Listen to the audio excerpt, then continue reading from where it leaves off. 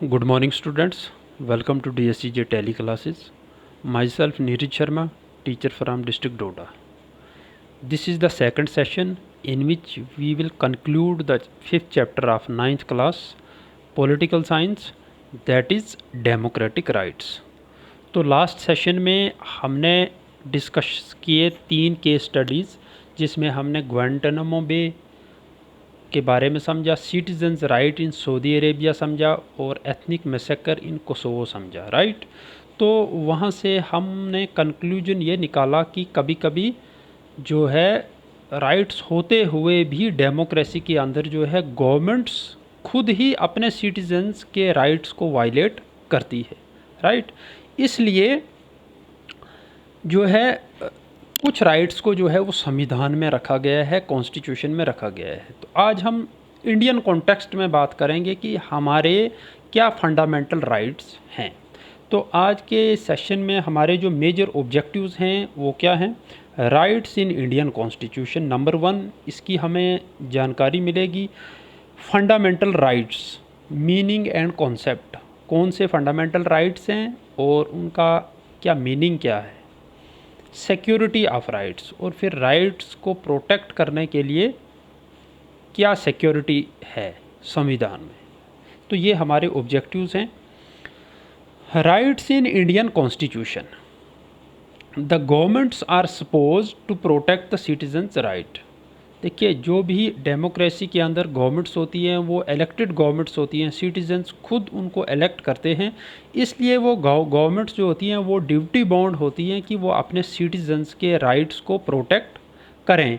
But जैसा कि आपने कोसोवो में देखा, वहाँ पे इलेक्टेड गवर्नमेंट ने ही अपने सिटीजन्स के साथ अत्याचार किए। तो वैसी सूरत में फिर सिटीजन्स के पास जो है उनके पास कोई ऑप्शन नहीं रह जाता है अपने आप को प्रोटेक्ट करने के लिए। इसलिए कुछ राइट्स को जो है they have been kept above the governments, right. That is why in every democracy the basic rights of the citizens are written down in the constitution. इसलिए उनको कॉन्स्टिट्यूशन में लिखा जाता है ताकि उनको गवर्नमेंट से भी ऊपर का जो है वो स्टेटस हो, दर्जा हो और उनकी इम्पोर्टेंस हो। These rights that are fundamental to our life are called as fundamental rights। तो वो राइट्स जो बेसिक हों और बहुत इम्पॉर्टेंट हों और जिनको संविधान में लिखा जाए कि उनको किसी भी कंडीशन में आप वायलेट नहीं कर सकते हैं, उनको कहते हैं हम फंडामेंटल राइट्स। और ये क्यों रखे जाते हैं, इनको क्यों अलग कैटेगरी दी जाती है, क्योंकि कोई ऐसा इंसिडेंट न हो जहाँ पे अपने ही इलेक्टेड गवर्नमेंट्स जो हैं वो अपने ही सिटीजन्स के राइट्स को जो हैं वो वायलेट करें, राइट। ये इसके पीछे मेन एक ऑब्जेक्टिव है। तो इसीलिए हमारे भी संविधान में जो है उस वक़्त कॉन्स्टिट्यूशन मेकर्स ने जो रियलाइज़ किया कि ये कुछ बेसिक नेसेसिटीज़ हैं जिनको कुछ स्पेशल कैटेगरी में रखा जाना चाहिए राइट्स को, तो उन्होंने उनको आइडेंटिफाई किया और उन्होंने उनको इनकॉर्पोरेट किया कॉन्स्टिट्यूशन में। आइए देखते हैं वो कौन से राइट्स हैं। राइट टू इक्वलिटी, पहला राइट फंडामेंटल राइट जो है वो है right to equality. Right to freedom, right against exploitation and right to freedom of religion, cultural and educational rights, and the last one is right to constitutional remedies. तो एक एक को समझते हैं हम। राइट टू इक्वलिटी क्या है? Equality means बराबरी, राइट। तो यहाँ पे जो है इंडिया एक बहुत बड़ा देश है, यहाँ पे इतनी डाइवर्सिटी है, इतने रिलीजन्स, लैंग्वेजेस, कास्ट, कलर के लोग यहाँ पे रहते हैं। तो यहाँ पे कॉन्स्टिट्यूशन मेकर्स को उस वक़्त ये लगा कि यहाँ पे इक्वलिटी को मेंटेन करने के लिए इसको एक फंडामेंटल राइट बनाना जो है वो ज़रूरी है। तो उस राइट टू इक्वलिटी में जो है कॉन्स्टिट्यूशन क्या कहता है देखते हैं। तो constitution says that the government shall not deny to any person in India equality before the law और the equal protection of law. कि कोई भी गवर्नमेंट जो होंगी वो इस बात पर डिस्क्रिमिनेशन नहीं करेगी कानून की नज़र में। सभी लोग बराबर होंगे। जो कानून एक आम शहरी के लिए हैं वही कानून जो है एक प्रधानमंत्री के लिए भी हों। और उदाहरण के तौर पे मैं आपको बताऊं कि एक फॉर्मर इंडियन प्राइम मिनिस्टर जो हैं उनको कोर्ट में जो है जाना पड़ा बिकॉज़ उनके ऊपर फ्रॉड के चार्जेस लगे, तो उनको भी एंड पे वो वहाँ पे जो है इनोसेंट पाएंगे। लेकिन जब तक वो इनोसेंट नहीं पाएंगे तब तक उनको भी एक आम शहरी आम नागरिक के तौर पे कोर्ट में जाना पड़ा, एविडेंसेस देने पड़े। जब भी उनको कोर्ट समन करने लगा उनको वहाँ पे पहुँचना पड़ने लगा। तो ये एक उदाहरण है जहाँ से आप इंडियन जुडिशरी पे विश्वास कर सकते हैं कि अगर कभी भी इक्वलिटी की बात हो तो हम ये चीज़ इस एग्जांपल से हम देख सकते हैं कि इक्वलिटी को मेंटेन किया गया है बिकॉज़ इसको एक फंडामेंटल राइट रखा गया है। तो इसको हम रूल ऑफ लॉ भी कहते हैं। इक्वल प्रोटेक्शन ऑफ लॉ और equality before the law, this is also called as the rule of law. Means किसका रूल है डेमोक्रेसी में, इंडियन डेमोक्रेसी में कौन रूलर है? तो इन द रियल सेंस कानून यहाँ का रूलर है। कानून की नज़र में अगर प्रधानमंत्री भी गलत होगा तो प्रधानमंत्री के साथ भी वही ट्रीटमेंट होगा जो एक आम शहरी के साथ होता है। इसलिए इन द रियल सेंस यहाँ पे कानून जो है वो यहाँ का रूलर है। The government the same principle applies to public jobs. तो जैसे यहाँ पे इक्वलिटी है वैसे ही पब्लिक जॉब्स में जो भी गवर्नमेंट नोटिफाई करती है जॉब्स, उसमें भी सभी को एक बराबरी का हक जो है, अपॉर्चुनिटी जो है उनको दी जाती है। The government shall not discriminate against any citizen on the grounds only of religion, caste, sex और प्लेस ऑफ बर्थ। कॉन्स्टिट्यूशन में ये भी मेंशन्ड है कि किसी के साथ इसलिए इन चीज़ों के ऊपर डिस्क्रिमिनेशन नहीं हो सकता है कि वो किस धर्म से बिलोंग करता है, उसकी क्या कास्ट है, वो मेल है फीमेल है, उसका जेंडर क्या है या उसकी प्लेस ऑफ बर्थ कहाँ है। सिर्फ एक एलिजिबिलिटी क्राइटेरिया होगा, दैट इज़ कॉम्पिटेंसी, राइट। तो बाकी कोई डिस्क्रिमिनेशन जो है वो नहीं हो सकता है। और इन चीज़ों को क्यों मेंशन किया गया कॉन्स्टिट्यूशन में, ये भी साथ साथ में हम डिस्कस करेंगे। बिकॉज़ इतनी बड़ी डाइवर्सिटी में और इतनी बड़ी पॉपुलेशन में ये स्वाभाविक था कि मे बी जो आने वाली गवर्नमेंट्स होती वो डिस्क्रिमिनेशन करती, वो भेदभाव करती जॉब अपॉर्चुनिटीज़ में, कानून में, पनिशमेंट में, बेनिफिट्स में, राइट। तो इसलिए जो है इनको कॉन्स्टिट्यूशन में मेंशन किया गया है। Every citizen shall have access to public places, park, cinema halls, tourist resorts etcetera. जितनी भी पब्लिक के इस्तेमाल की चीज़ें हैं उन पे सभी को एक बराबर का अधिकार है जाने आने का। अब ये आप सोचेंगे कि ये तो एक बहुत छोटी सी चीज़ है, इसको यहाँ पे कॉन्स्टिट्यूशन में लिखने की क्या आवश्यकता है? तो इसके पीछे भी कारण वही है कि उस वक़्त जो सोसाइटी थी उसमें कास्टिज़म बहुत ज़्यादा था, ठीक है। उच्च जाति के लोग जो है वो डिस्क्रिमिनेशन करते थे जो बाकी छोटी छोटी जातिज़ होती थी या सेक्शंस ऑफ सोसाइटी होते थे, अंडर डेवलप्ड पुअर सेक्शंस, उनके साथ। तो उस भेदभाव को ध्यान में रखते हुए उन्होंने कॉन्स्टिट्यूशन में एक क्लियर लिख दिया। तो इसके चलते आज आप देखेंगे ऐसी कोई भी डिस्क्रिमिनेशन नहीं होती है। जातिवाद जो है ऑलमोस्ट भारत में ख़त्म हो चुका है, right. Equal opportunities for jobs for every section of society belonging to any caste, colour, creed, region, religion, right. Practice of untouchability a punishable offence.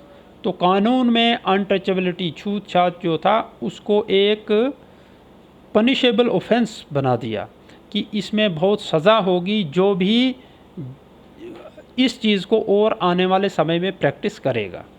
तो ये है राइट टू इक्वलिटी।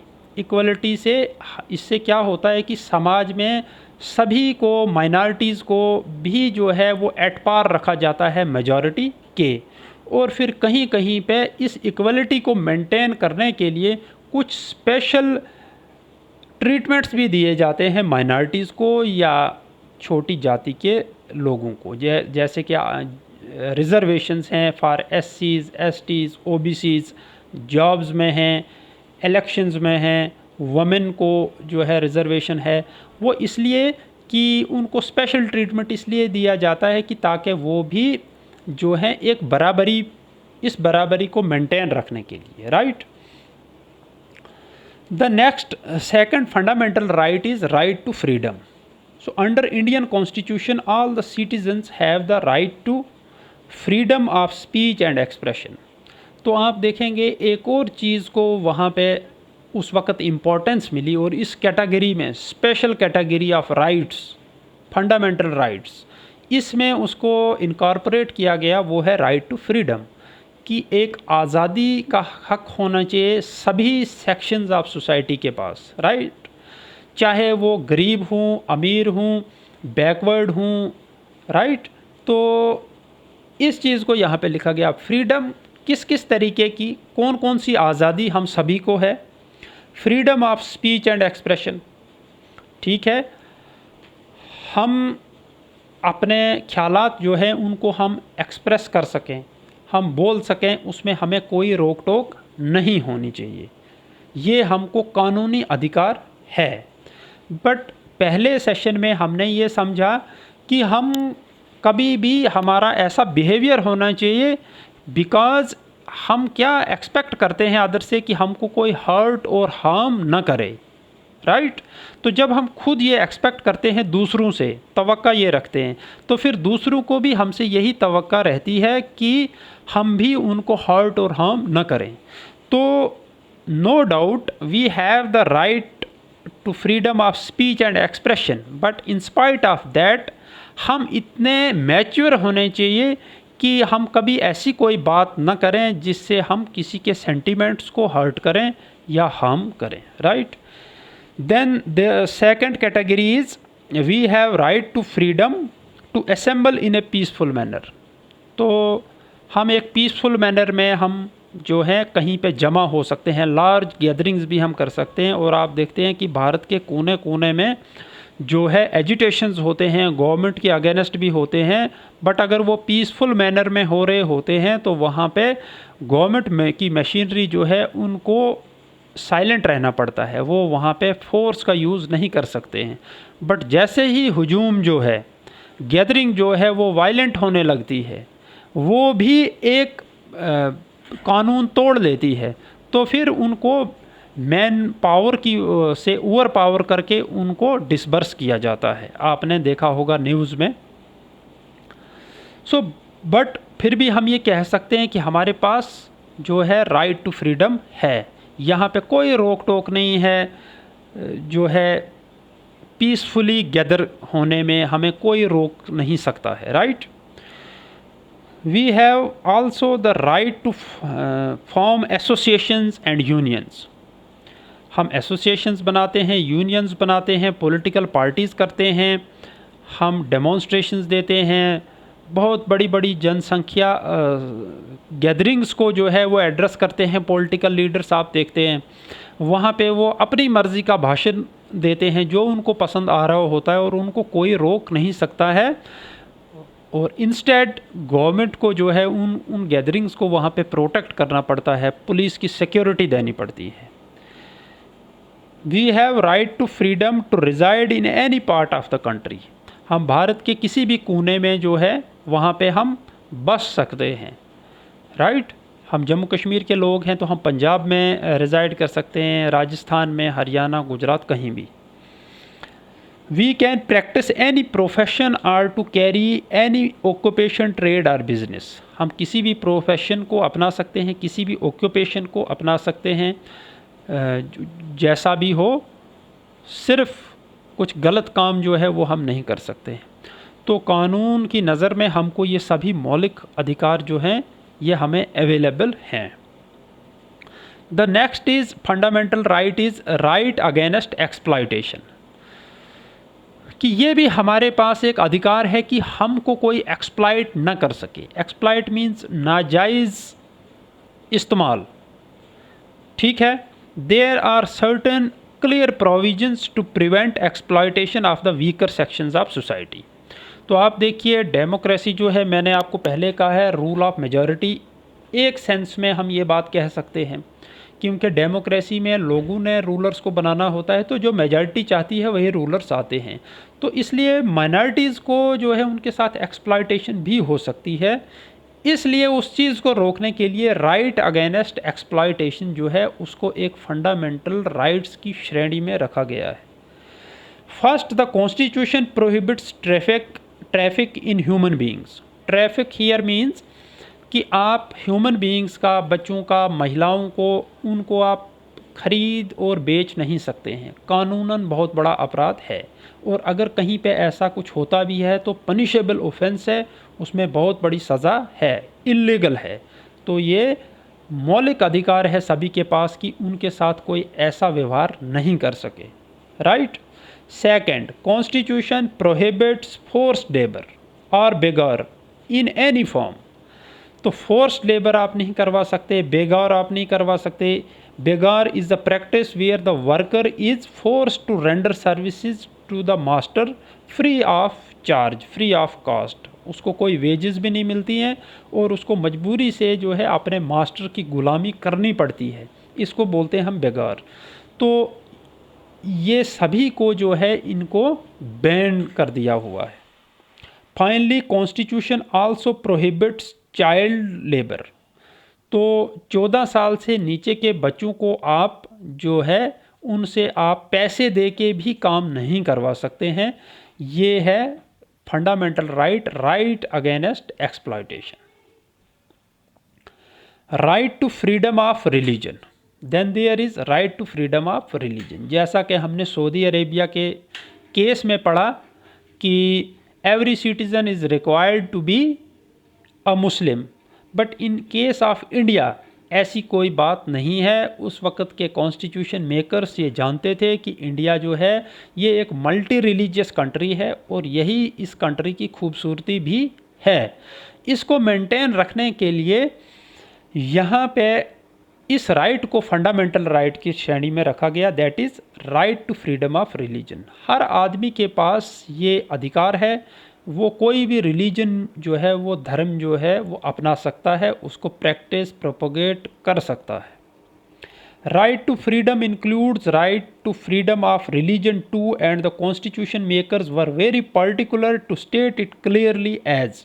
उन्होंने कॉन्स्टिट्यूशन में इसको क्लियरली मेंशन किया था, because apprehensions थी कि आने वाले समय में कहीं ऐसा न हो कि जो है फोर्सफुली जो है धर्म परिवर्तन कराए जाएं।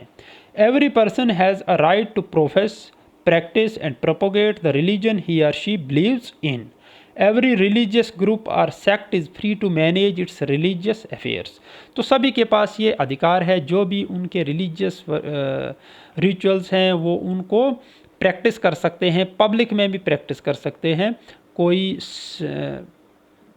सीक्रेट में करने की ज़रूरत नहीं है। They can do everything publicly and freely. There are no restrictions in religious lines. यहाँ पे आपने देखा होगा अलग अलग धर्म के लोग जो है वो यहाँ पे अपने अपने धर्म को जो है उसकी प्रोपोगेशन करते हैं, प्रैक्टिस करते हैं। जो रिचुअल्स होते हैं उनको मनाते हैं, उनके जो फेस्टिवल्स होते हैं उनको सेलिब्रेट करते हैं। कोई भी कहीं पे कोई रिस्ट्रिक्शन नहीं है। Right. Right to freedom of religion does not mean that a person has right to compel another person to convert into his religion by any means. अब यहाँ पे फिर मैच्योरिटी की बात है, सेंसिटिवनेस की बात है कि कॉन्स्टिट्यूशन ये कहता है कि सभी को किसी भी धर्म में रहने की इजाज़त है। कोई अपना धर्म खुद चेंज भी कर सकता है, बट उसमें कहीं कोई फोर्सफुल एक्ट नहीं होना चाहिए। कोई दूसरे धर्म के लोग उसको पैसे दे के या फोर्सफुली या डरा धमका के जो है उसका धर्म परिवर्तन नहीं करा सकते हैं। राइट। और एक और चीज़ है कि हालांकि हमारा देश जो है वो खुद एक सेक्युलर कंट्री है, यहाँ पे जो है स्टेट का कोई ऑफिशियल रिलीजन नहीं है। राइट। हम इंडियन कॉन्स्टिट्यूशन जो है वो सभी धर्मों को बराबर की नज़र से देखता है, सभी के लिए एक इक्वल रिस्पेक्ट है, और कॉन्स्टिट्यूशन ने किसी भी एक धर्म विशेष को अपनाया नहीं है। राइट। इसका मतलब होता है सेक्युलर होना, और इसीलिए फ्रीडम ऑफ रिलीजन जो है वो यहाँ पे है और ये फंडामेंटल राइट्स की श्रेणी में है। Then the next is cultural and educational rights. Constitution specifies the cultural and educational rights particularly of the minorities and not majorities। तो कॉन्स्टिट्यूशन में जो है कल्चरल और एजुकेशनल राइट्स को भी जो है वो फंडामेंटल राइट्स की श्रेणी में रखा गया है, और इसमें ख़ास तौर से जो रेफरेंस है वो माइनॉरिटीज़ का है, मेजॉरिटी का नहीं है। और इसका कारण जो है, इसका कारण वही है कि डेमोक्रेसी में मेजॉरिटी अपने आप में जो है वो एक पावरफुल जो है वो कम्युनिटी होती है, बिकॉज़ जो मेजॉरिटी में लोग होते हैं तो ऑलवेज़ उनकी फेवर की गवर्नमेंट जो है वो होती है डेमोक्रेसी के अंदर।